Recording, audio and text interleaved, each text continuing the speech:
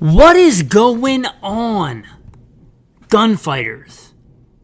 Are you excited about a brand new episode of Gunfighter Life? By God's grace, I got an idea for a lot of episodes. State of this caliber in 2024. Just kind of like the State of the Union address, but for a caliber. What's the state of, 9mm in 2024? What's the state of, 5.56, 308, 40 Smith & Wesson? I don't know if I'm going to do all those calibers, but you get the idea.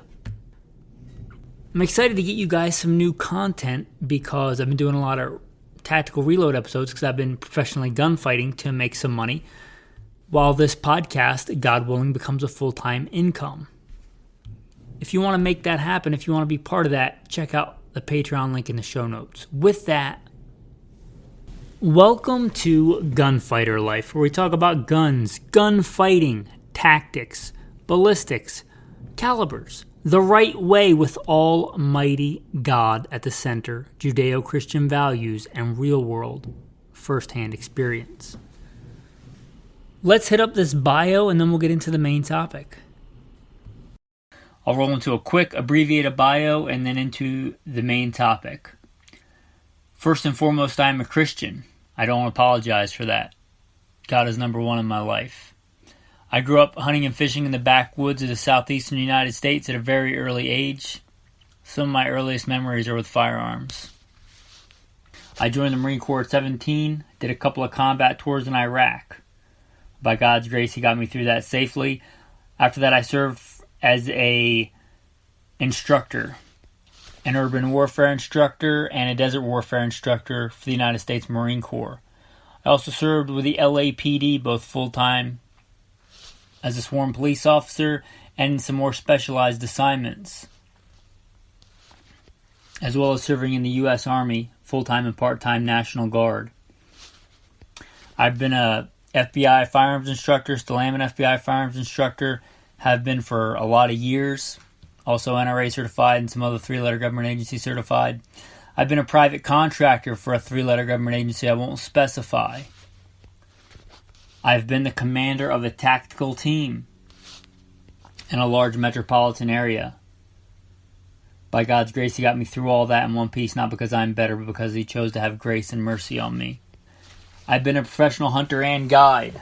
Professionally hunted things like buffalo and elk. Not many people today can say they've done that, but I'm blessed to be able to say that I have. I've hunted everything from white-tailed deer on the East Coast to mule deer on the West Coast to gray squirrel on the East Coast to prairie dog on the West Coast and elk and bear and wolf and slain all manner of beast. A state rifle and pistol champion a few times over in a few different disciplines. Now those experiences, it's not because I'm bigger or badder. Certainly not bigger. In fact, I met one of the patrons in real life, and he said something to the effect of, "I thought you'd be bigger." Reminded me of that William Wallace movie, where he's like, "Oh yeah, if William Wallace were here, he'd shoot lightning bolts out of his rear end."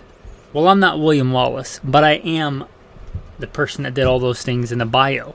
But not because I'm bigger or badder. I don't think that I survived when many other young good men did not. I give all the glory and all the credit to God, all the talents and experiences that He's given me and the things that He's let me live through. I hope to use them to glorify God and to help you today. So if I boast in anything, it's not in my strength, it's in that God had mercy on me and saved me because He had a purpose for me. And hopefully I can use those talent, skills, and abilities to serve you today. So let's start off with the big handgun caliber in the room, and not big by power, not big by size, but big by market share. The 9mm Parabellum, the 9x19, the 9mm Luger, it's known by many names. It is the de facto handgun caliber of our time. You can like it or not, you can have another one that's your favorite, but you really can't deny that it is the standard defensive handgun caliber of our time. It was developed in the early 1900s. It's even older. This may anger some people, but it's even older than the 45 ACP. It's even older than the 1911. It's older than that. It predates that. and it's got some staying power. And it took a long time for it to pick up steam here in the U.S. If you'd have went back even 50 years, it wouldn't have been the king of handgun calibers in the U.S., but it is today. Why is that? Why did it take so long to rise to the top? It wasn't overnight success story here in America anyway for the 9mm. Well, I'm going to submit because it's the best balance in a handgun cartridge. It's the best balance. It's not the most powerful. It's not the lightest in recoil, but it is a good balance of the two. And I've probably told this story before, but you come here for real-world first-hand experience. I started competition shooting at a very early age, even before I joined the Marine Corps at 17. And I did mostly precision rifle. I did some other stuff too, archery, shotgun, but I did mostly precision rifle. And then I went to the Marine Corps, went to war. That put a little pause on the competition shooting. I got out and went to work for LAPD, got into law enforcement, and I wanted to get back into competition shooting. And I thought, well, as much as I like precision rifle, if I'm going to get into a defensive encounter for my life, it's likely going to be with a handgun. And I would submit for you as a citizen, an armed citizen, it's probably going to be with your handgun as well.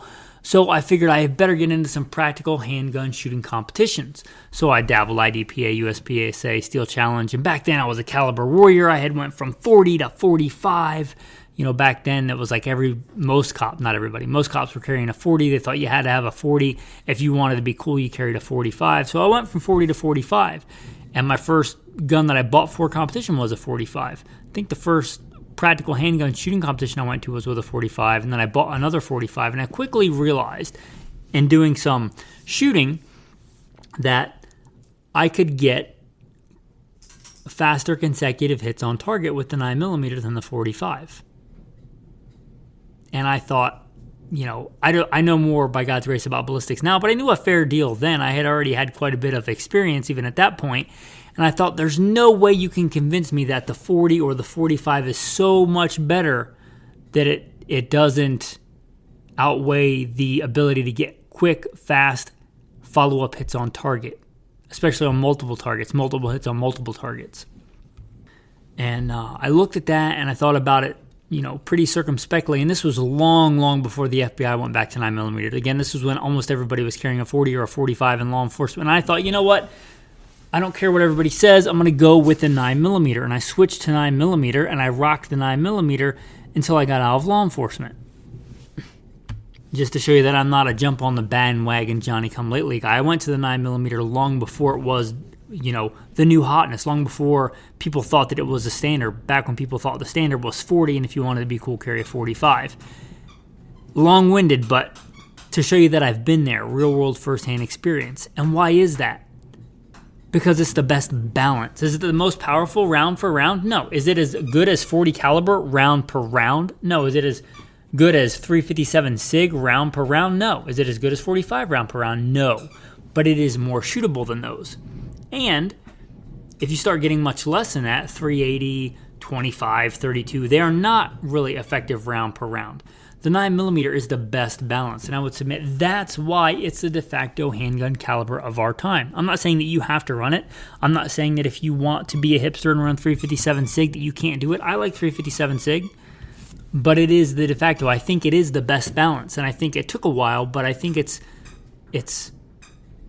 here to stay. And a big reason why I would recommend it for most things, for most people, economy of scale. Could you redesign it today and make it slightly different? Could you make an argument even that 30 Super Carry is as good ballistically and you can fit 2 more rounds in a magazine or whatever, so therefore it's better? You could if you threw out the entire economy of scale thing. Look at what you can get a case of 9mm for. And I would submit if you're a gunfighter, or aspiring gunfighter, gunfighting pupil, gunfighter's apprentice, right, then you should be buying ammo by the case. If you're buying a case of ammo, look at a case of 9mm versus almost anything else, except for 22 long rifle, right? Look at 9mm versus a case of 30 Super Carry or 357 SIG or 10mm, right? It's economy of scale. And I don't care how much better you think a caliber is ballistically, if you cannot get hits on target and get them on target quickly, game over, man. And the ability to practice and be good with your weapon is more important than a little bit of ballistic advantage. So 9mm is the de facto standard handgun caliber of our time. Now, that said, it was lackluster for a while. For a long time, it was mostly ball rounds. And hollow point technology goes back a long way, but common use of hollow points, common use. I'm not saying one person here or there or, whatever. I'm talking about common use of semi-automatic hollow point ammunition for concealed carry, for law enforcement duty carry, for now, even now more largely in military. That's a pretty modern thing. If we think about that as happening in the 90s, that's not that long ago, guys. We're talking about the 90s. And some of those early bullets were okay. The Supervel 9mm hollow points, the Hydra Shocks, I'm talking the OG Hydra Shocks, the Federal 9BP, and the Federal 9BP LE, which is a plus P plus round, actually does pretty good because it just makes up for pretty crude bullet technology with crazy velocity. But the early bullet technology was okay. It was okay. But I would submit we're on generation 3 or generation 4 of modern bullet technology, and I've done a whole episode on, that kind of stuff that you might want to look at. But I'm talking about bonded bullets. I'm talking about a lot more research and R&D into how much penetration you want on ballistics gel and how much is enough, and that balancing act, because you have to realize there's an inverse relationship between penetration and expansion. Think about it super simply. I got this from somebody else. I think it was the Backcountry Hunting Podcast, where they said it's like a parachute. And it kind of is if you think about it like that. As soon as it expands, it slows down. When that bullet enters and that hollow point expands, it slows down, and its frontal diameter increases, and its ability to penetrate decreases. And that's a balancing act. And it's one with a lot of research and development in the past 10, 15, maybe 20 years. The 9mm has come a long way with things like bonded bullets and scored jackets and, different, mixtures of lead and antimony, different fillers to stop the hollow point from clogging, all manner of different technologies that go into making the 9mm an effective defensive handgun round. So even though the 9mm has been around since the early 1900s, the 1900s, it's not the same. It's exponentially more effective for most things for concealed carry for hollow point ammunition than it was then. It's also, let's point out, for just about all the countries I can think of, even Russia, Germany, America, right? What other caliber do all those countries use in common? The 9mm. That's the only one that I can think of, right? Russians use 9mm, the Americans use 9mm, the Germans use 9mm. We adopted a German cartridge. If you think about that, that kind of tells you how good it is. But it is a standard NATO caliber, and I don't see it getting replaced anytime soon. That alone, usually when a military adopts a caliber, it does really well on the civilian market. And again, it's been that way a while, and I don't see it going away. If you look at the 45 ACP, the 30-06, the 308, these were NATO cartridges or U.S. American military cartridges, and that really helps out on the civilian market as well. So I see it staying for a while. I don't see anything replacing it. There will be some niche cartridges that try to eat away at its sales, like 30 Super Carry. 10mm is seeing a resurgence, which is a good caliber, but I don't see it supplanting the 9mm as the number one de facto defensive handgun cartridge anytime soon. And I don't see the future. I don't know the future. Maybe there will be some giant leap in handgun technology that completely changes the way that we view defensive calibers, but shy of that, the 9mm is it for now. I should say, I don't know if the mic is picking up some squeaking in the background, but my neighbor just got a new puppy, and he works a regular 9-to-5 job, and seemed kind of cool to have the puppy cooped up in a crate all day, so I'm letting the puppy out. Hopefully it's not too distracting. But I love puppies, even if they are miniature poodle. But I have a Rhodesian Ridgeback, whom I love very much. He's probably going to be jealous when I get back home. Anyway, let's talk about, that was a good intermission there. Totally did not plan that. But there are some really good, we talked about the modern hollow point technology. There's some really good options today. I'm a big fan of don't trust your life to anything unproven. And you'll know if you've listened for any length of time, I have the general 3-year rule when it comes to a new gun, new model. If it's for gunfighting, if it's for fun, if it's for a range toy, who cares? If it's even for competition and it malfunctions, so you had a bad competition. If it's to trust your life or somebody else's life too, don't be a beta tester in a gunfight. Hollow points, I don't have a set rule, but I say get a proven, legit design. Some of the best hollow points, and these are not the only ones, but the best ones that are proven and reliable and good technology. Spear Gold Dot. Spear Gold Dot makes a lot of good rounds from 115 to 147 grain. They make standard loads. They make plus P loads. They also make the G2, which is like their newer technology with, I think they call it the elastomer tip to stop the tip from getting clogged. That's a really, really good round. But any of the Spear Gold Dots generally are a good performer. Caveat, if they expand out of your barrel length. They do also make some short-barreled loads. So if you're one of the dudes rocking a Micro 9, maybe reconsider that. But if you do carry a Micro 9, maybe look at a short-barreled load or make sure that your load performs well out of a short barrel. Another really good one that's come a long way is the Hornady Critical Duty. This has got all the buzzword technology. That filler in the top, some people call it like the clown nose bullet because it's got a little red nose. But it's got a hardened lead alloy that's a little bit harder. It's got a bonded jacket. It's got, all kinds of bullet technology to help it perform well and all kinds of things. And especially if it's called duty. So if it's for duty or you find yourself in a duty type role where you might be shooting through barriers, windshield glass, sheet metal, it's designed to do well through that. So if that's what you're looking at, you might consider that load. There's also my personal favorite, which is the 147 grain Winchester Ranger T. I really like that load. They've switched a couple of sub-variants of that load, but the Winchester 147 grain Ranger T usually performs pretty well. Winchester also makes 127 grain plus P plus Ranger if you're looking to get some screaming high velocity.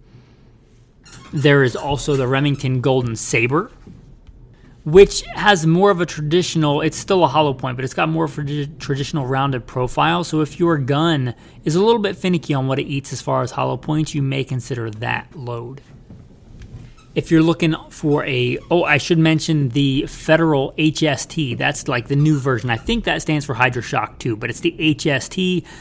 Pick whatever grain weight you like. Make sure it expands out of your barrel length. Make sure it shoots point of aim, point of impact, as with all of these. Don't practice with a 115 grain ball and then load your gun up with 135 grain plus P and expect it to shoot in the same place without testing it.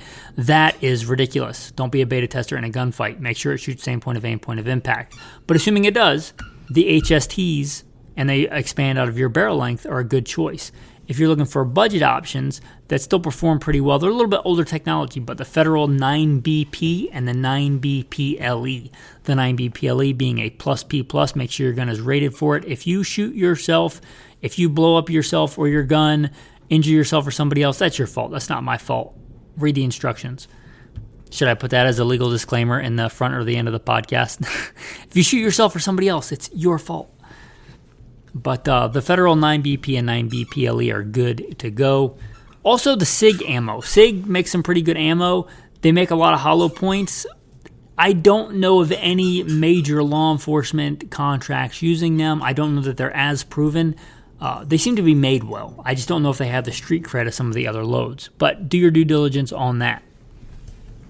I know there are all the hyper cool, mega man killer, bear stopper, whatever X rounds. If it's some crazy new technology, it seems like all the time they're trying to come up with this new game-changing ammo. If you see the term game changer, probably I would be very, very cautious. I'm not saying it's garbage in and of itself, but much like the old, Glazer safety slugs, maybe, take that with a grain of salt. If it's like really lightweight, super high velocity, one, is it going to shoot same point of aim, point of impact as your regular ammo? And are you going to buy a ton of it to practice with? Probably not. Two, that's not a new idea. People try that all the time. It generally doesn't work out too well. It generally doesn't, however cool it looks in a watermelon, it generally doesn't get any street credibility as far as real world firsthand, shootings. So I would stay away from any of that ammo. There is the kind of Phillips head screwdriver type ammo. A bunch of people make it. I'm not a big fan of that 4.9 millimeter. Yeah, and that's getting to the point where it's about to be proven. However, there's so many other good expanding hollow point loads with more mass that just have a really good proven track record. Why would I even mess around with that? If I went down to like a 380 where you're kind of riding that ragged edge of getting enough penetration when the bullet expands, because again, that's an inverse relationship, expansion versus penetration, then I might look at one of those Phillips head screwdriver rounds. I'm not saying they're bad rounds. I'm just saying there's more proven rounds that I would choose for defense. They're getting to the point where they've been around a while. Again, I don't know any major contracts that use those, but they're not horrible. I just would choose other rounds over them.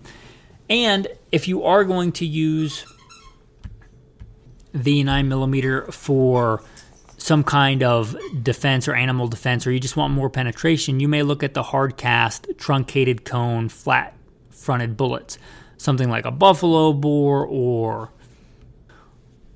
a Corbon, some of their hot loaded loads, do your own research on that again, but generally a flat fronted truncated cone type bullet tends to penetrate pretty well. So if that's what you want, you might want to look at that. I prefer 147s in 9mm, but I will concede there's a lot to be said for 115 grain because it's the most common, it's generally the least expensive, and again, if you're trying to match a hollow point that shoots the same point of impact as your practice ammo, it's likely easier to do that with a 115, maybe a 124, than it is with a 147. But I like the ballistics of a 147 and a 9mm. That's just me. That's just personal preference. They are all every single grain weight, all the common grain weights, 115, 124, 135 now is fairly common, 147. They're all going to have some pretty good defensive options in those grain weights. So pick a grain weight for you that makes sense for you. Are you a heavier, higher sectional density kind of bullet guy? Are you a lightweight, higher velocity kind of guy? But the 9mm, again, because it's so common, there's a lot of different options. So there's a lot of good stuff about the 9mm. Economy of scale. The puppy got himself stuck under his dog bed. Or he's wrestling his dog bed. 3 months old, I think. Adorable. But anyway, that is the 9mm in 2024. It's a good caliber. It's the de facto, the standard defensive handgun caliber of our time. With that, thanks for listening. This tactical tip you may already know about, and they're not a sponsor. I don't take sponsors on the show from anything like that, but they're just a good resource, and that's AmmoSeek. We talked about buying ammo by the case. If you're serious about gunfighting, AmmoSeek is a search engine for ammo, much like their search engines for airplane tickets or hotels. AmmoSeek is a search engine for ammunition. You could type in, 9mm, it'll search for the cheapest 9mm. Now, I'm not a big fan of the steel case stuff or the bimetal jacket stuff. I think you're doing more harm than good with that. But it'll show you the cheapest ammo. Then you can put in keywords like brass case or whatever. You can look specifically for 147 grains. You get the idea. But it's AmmoSeek, and it's a good resource if you're looking for good bulk ammo deals. Your tactical verse of the day. He makes my feet like the feet of a deer and sets me on high places. He teaches my hands to make war so that my arms can bend a bow of bronze. Thanks for listening, and have a blessed day.